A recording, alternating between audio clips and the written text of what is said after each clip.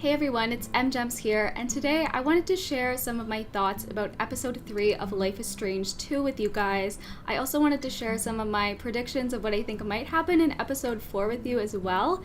So episode 3 has been out for about a week now, so I've had a lot of time to think about the types of choices that we had to make and what the outcomes were, and also go and see what choices other people made and how that influenced their game. I really wanted to take some time to share my thoughts on episode 3 because I feel like this is the episode where things took a major shift. Like, everything just feels different about this episode, and I felt so different after I had finished playing it compared to the first two. I felt like it was a really consistent game throughout the first and second episodes, and even the dynamic between Sean and Daniel was quite similar in the first two episodes, but episode 3, straight from the beginning, everything felt kind of different. And so we start off with this flashback scene in which, like, it's not really that important, but it was kind of interesting to be able to get a little bit more backstory on the two of them, see the way that they used to interact before the events with their dad happened. You know, watching this scene, even though it was Sean's dad that told him, go make up with your brother, basically,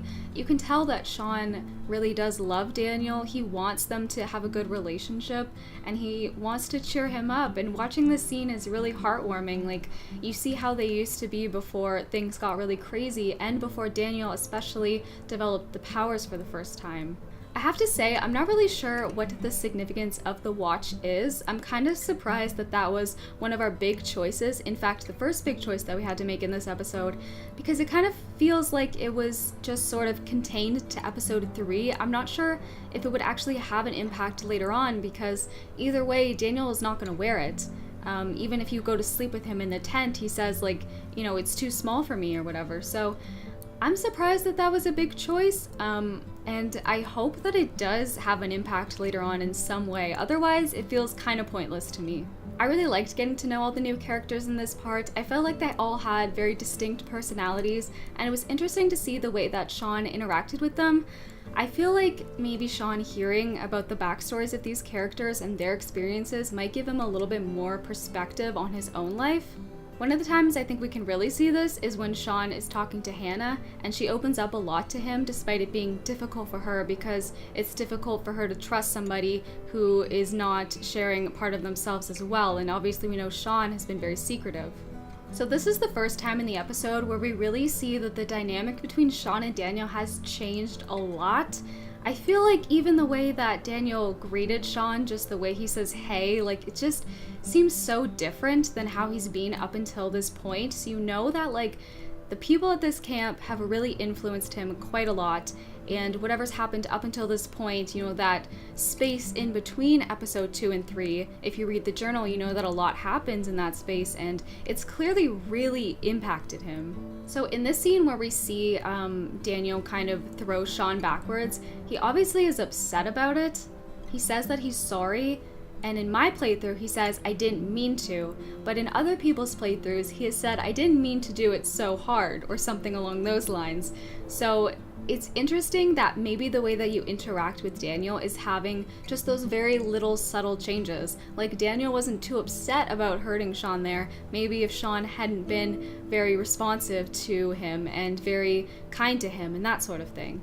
Sean also brings up Mexico again at this point, and Daniel just does not seem very interested. I know that at another point in the episode later on, he also says, I can't remember exactly what he says, but something along the lines of he doesn't want to go there.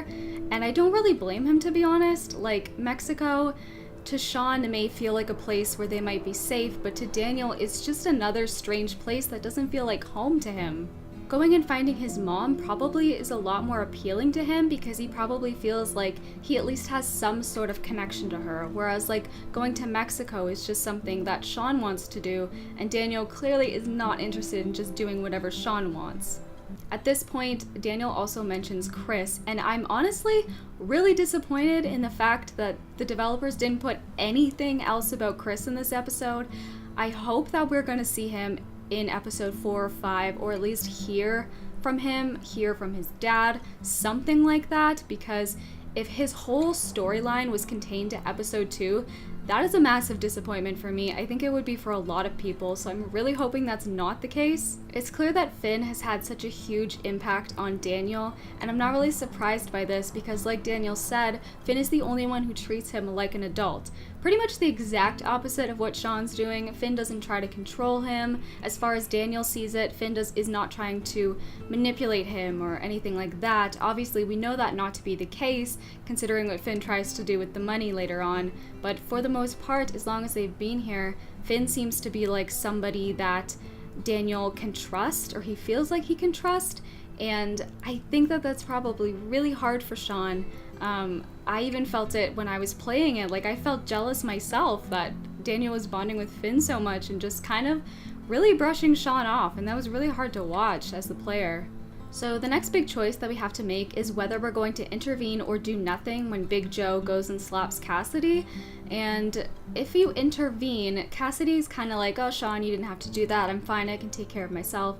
And if you do nothing, then they basically say nothing and just walk inside. So I'm not really sure kind of what impact that actually has. I guess potentially it could impact your relationship with Cassidy or even your relationship with Daniel, because he is here and he is watching to see what choice you make. I find Meryl to be a pretty complex character. They kind of set him up in this part to seem like he's an okay guy. Maybe he understands you a little bit, the fact that you have to look after a 9-year-old kid. He's got kids of his own, and it kind of sets him up to seem a little bit less threatening, but obviously that's not the case, as we can see in the final scene of the game. So this is the first time that we see Finn sort of being flirty with Sean, and it's the first time that I picked up on the fact that there's something more going on between them, at least in Finn's eyes. So I'm going to talk about that a little bit more when we get to the potential kiss scene, but what I really wanted to talk about was Finn's backstory. This part is where we start to understand more why Finn is bonding so much with Daniel and why he's wanting to spend so much time with him, because he has brothers of his own that are all in jail basically. Essentially his whole family has been taken away from him. That's kind of a theme that we see a lot of with the characters at the camp, that they all basically had families, had people that they cared about, but in one way or another they couldn't stay with them. And they lost those families. And so they're all, I think, pretty desperate for that sense of family, for that sense of love and understanding and being with a group of people who will support them and look after them. I think that's probably what has bonded them all so strongly together. And I think that's why Daniel likes being with them as well, because he likes feeling like a part of something again.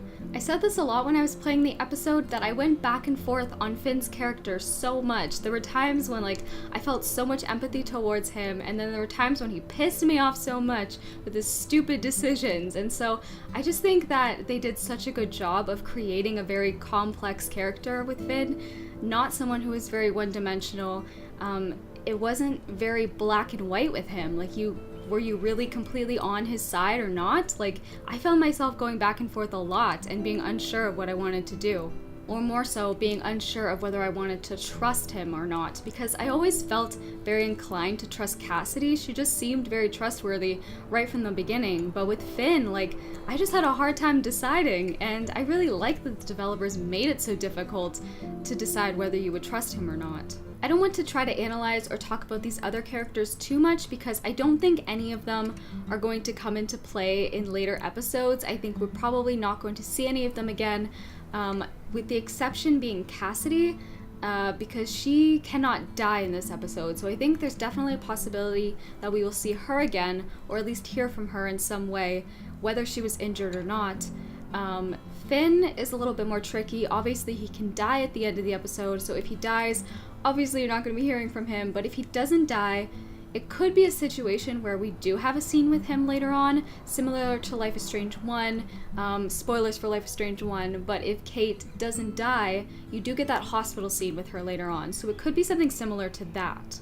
Something that I found pretty frustrating in this episode, and I know a lot of players found this, was that not all of the dialogue options between Sean and Daniel were very good. It kind of seemed like you didn't have a choice but to start a fight a lot of the times, and I personally wanted to just try to de-escalate in a lot of situations, but I wasn't really given that opportunity, and so that's kind of tricky.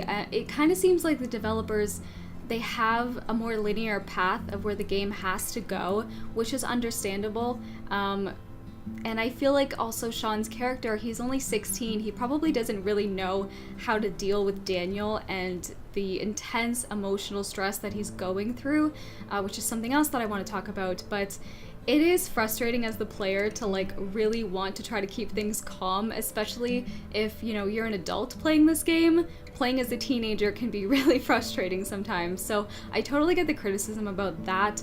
For example, these two choices, not the best, not the easiest to choose between, that's for sure. And both of them essentially don't go very well. A fight kind of starts either way. It's really tough when we're talking about Daniel's character to understand exactly what he's going through.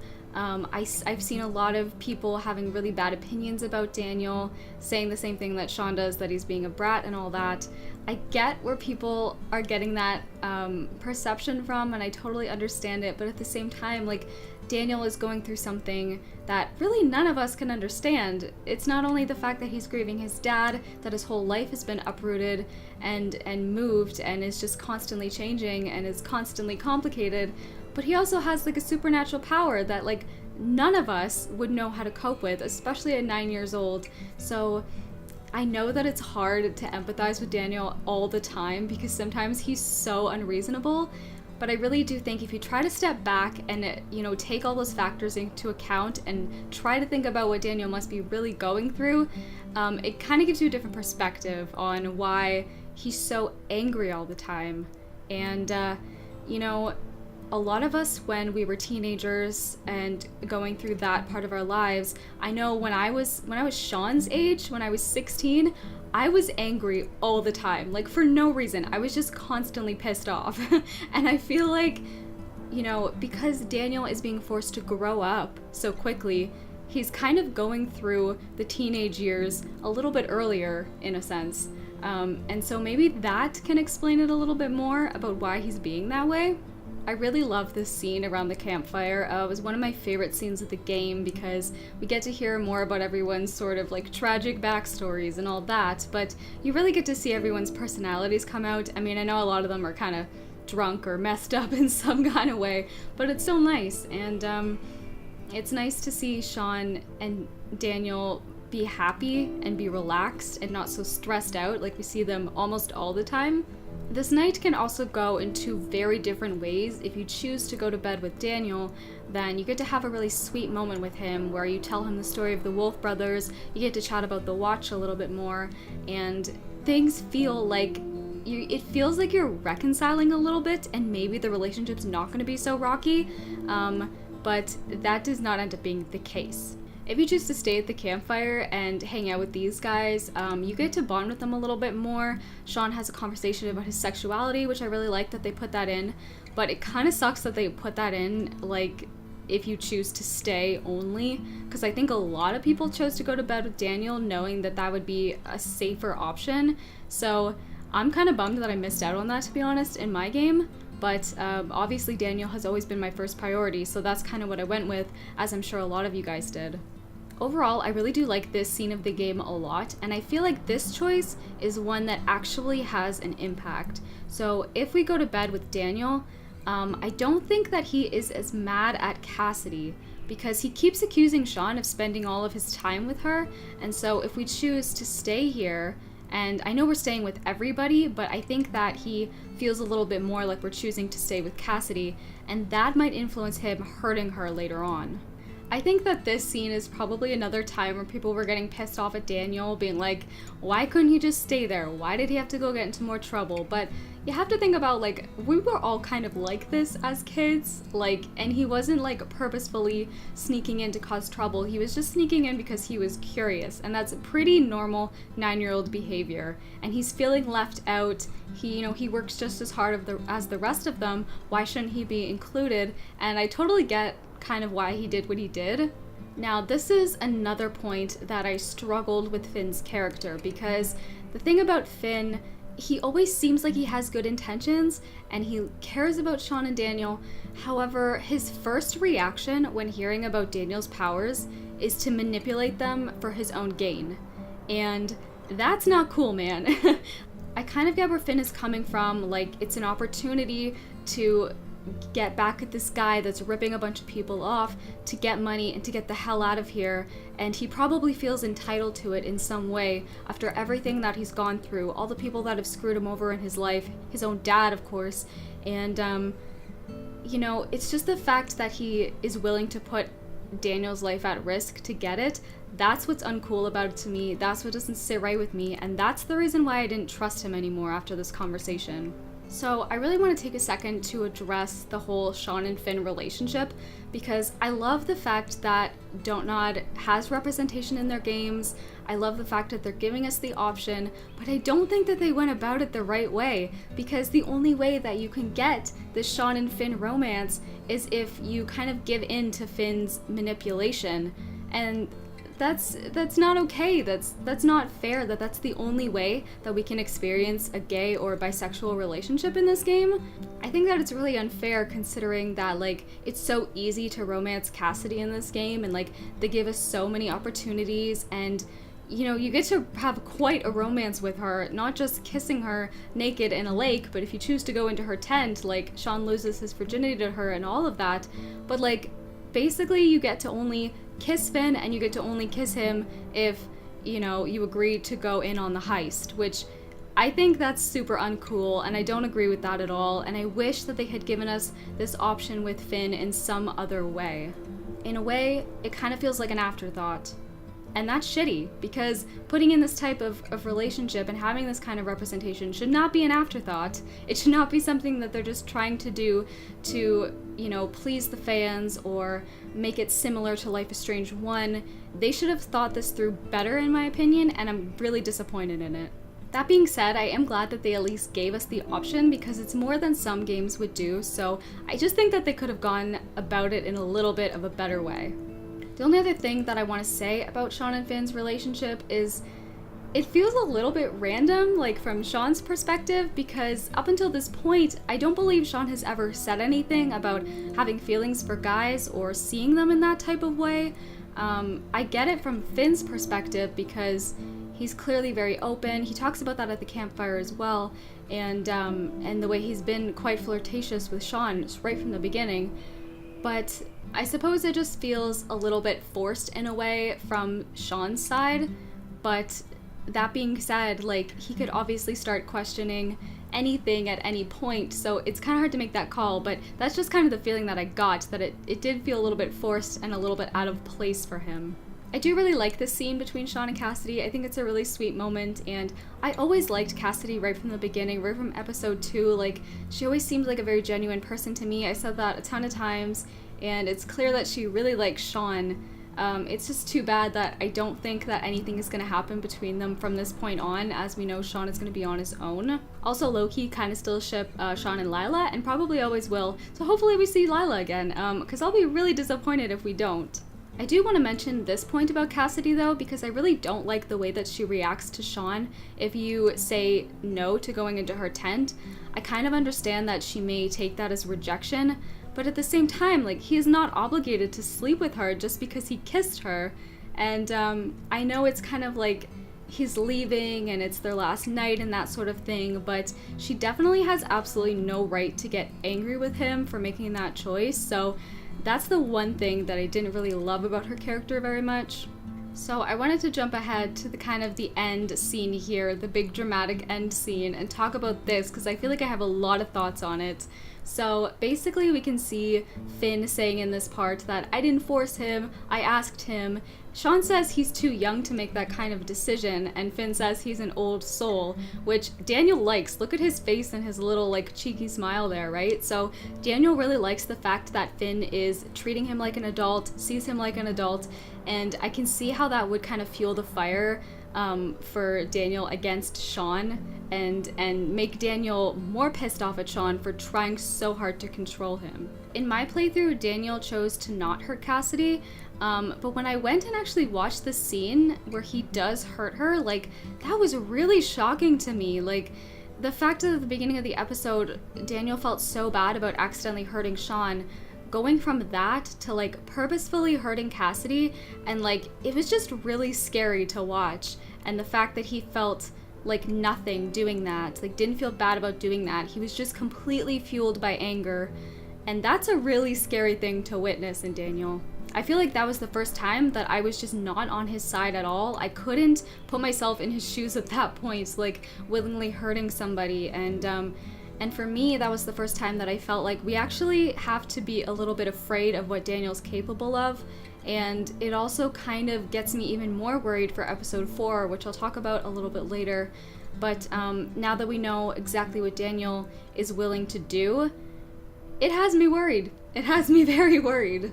So I think a lot of people chose no fucking way. They weren't going to go through with the heist. They just wanted to get out of there. Obviously, Daniel doesn't obey if you choose either option. But if you choose let's do it and agree to it, it actually ends up working out better for Cassidy because she gets mad and she leaves. And I love this sort of thing about Life is Strange because we saw this sort of thing, again, spoilers for Life is Strange 1, but if you don't warn Victoria about the dark room, she doesn't actually end up there. And it's a better outcome for her in the end. That is the sort of thing in Life is Strange that I really, really like. I think that they do that very well, and it kind of shows you that there's not always a right choice in life, and even if you make the morally right choice, it's not always going to have a good consequence. Something that I kind of noticed when I was playing through this end scene, and like, I don't know if this is just the way that they animated it, it's just the art style, but like, to me, Daniel never looks very scared in this last scene. If you look at his face when he comes in the door and the gun is pointed at him, even now, like, he doesn't look that afraid. And I wonder if that's because he knows that he has this power. Like, he knows that he has this ability, right?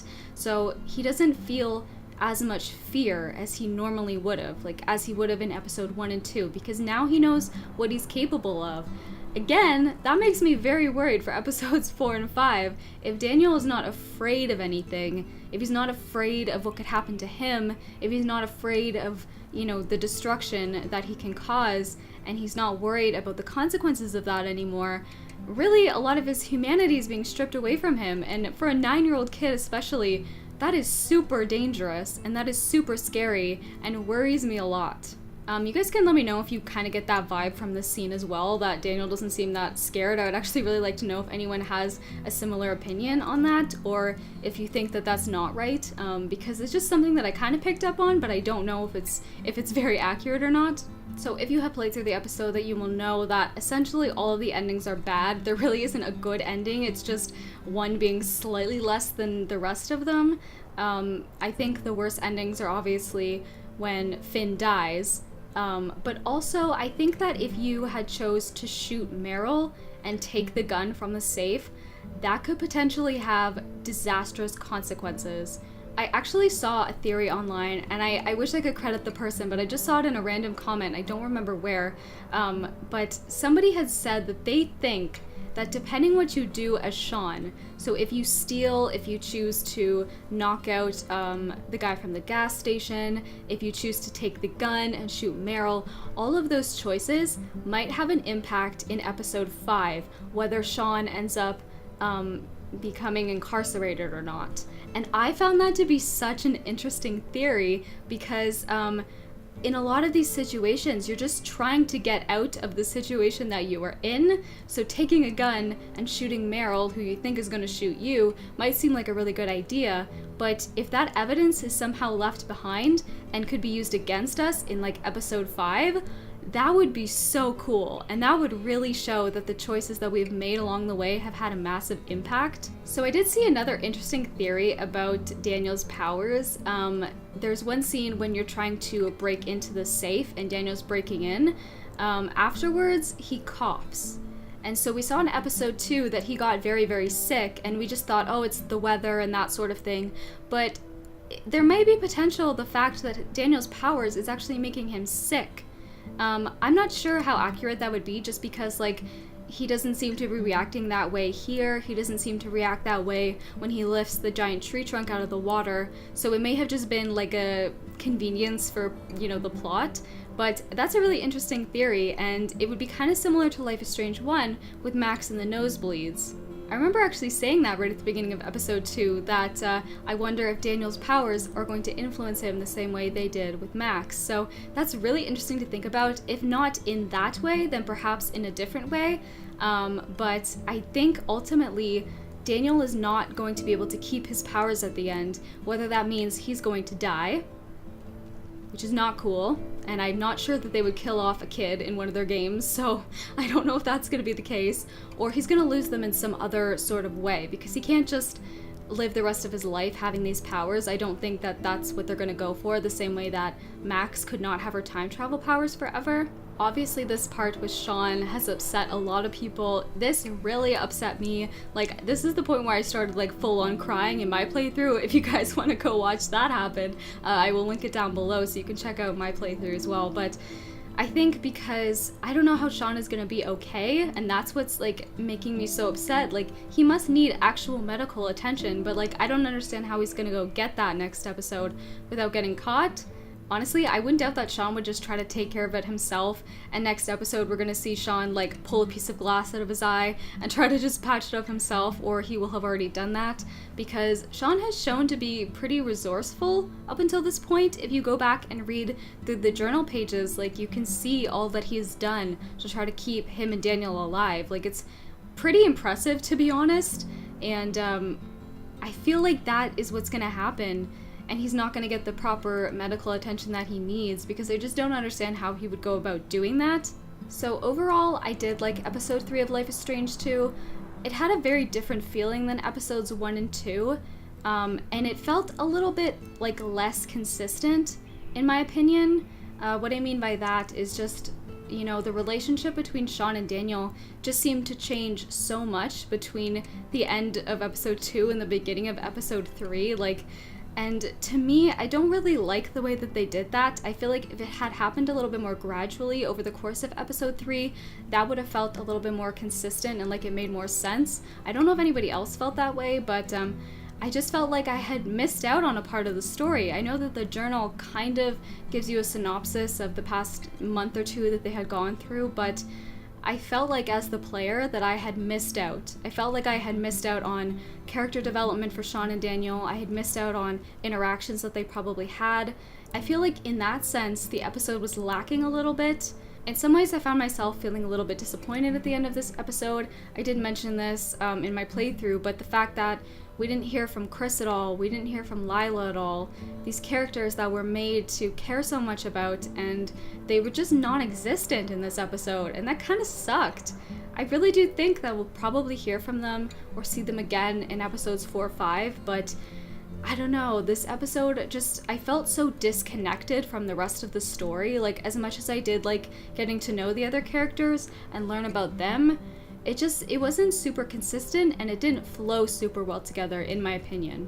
That being said, like, I obviously still enjoyed it a ton. Like, clearly I have so much to say about it, so they definitely did a good job of creating choices that made you think. If you watch my playthrough, like, I will sit there and think about these choices for like 5 minutes, because I just struggled with it so much, because I didn't know, like, it wasn't very clear to me what was gonna protect Daniel and what was gonna like basically get people killed. So I think that they did a good job with that. Again, some of the choices felt a little bit meaningless or pointless, or they weren't going to affect things later on, but like it's hard to make that call before the episodes actually come out. I think once the full game is out, then we can actually go through it and be like, oh, this choice in episode 1 affected this choice in episode 5, and that's awesome. I really do hope that that will be the case. I do have a lot of faith in Don't Nod. Like, I do think that they learned some lessons from Life is Strange 1 and they're trying to improve on this game, so I have a lot of faith in them, and I do think that in the end this is going to be a very satisfying story for us. Now, I know that I was talking a lot about before that it seemed like Daniel wasn't afraid anymore, he didn't care about his actions as much or the consequences of them, but there is something that makes me think that that's not the case and that there's still hope for Daniel, and that is the fact that Daniel is not with Sean right now. The fact that he runs away at the end. And so my thought on that is maybe Daniel saw the destruction that he had created, he saw the fact that he had hurt a bunch of people, and he saw what he was truly capable of, and that terrified him, and he ran away, possibly because either he was just scared, I mean he's only 9 years old, that's a pretty reasonable response for a 9-year-old, or the fact that he maybe thinks Sean would be better off without him. And I can't know exactly what his thought process is, but if that's what he's thinking, I mean, obviously that's not the case, but that's also really damn sad. And we know that, like, Daniel is a pretty self-aware kid, you know, right from episode 2, he says maybe this power is a curse. So that's what makes me think that Daniel has not lost all sense of fear and, you know, cause and effect and consequence and all that sort of thing. It's just kind of scary for us playing as Sean, wanting to protect Daniel, and now he's gone and we don't know where he's going. So let's have a look at episode 4 preview again, and then I want to talk about some of my thoughts about what might happen in that episode. This is it, son. You're toast. End of the road.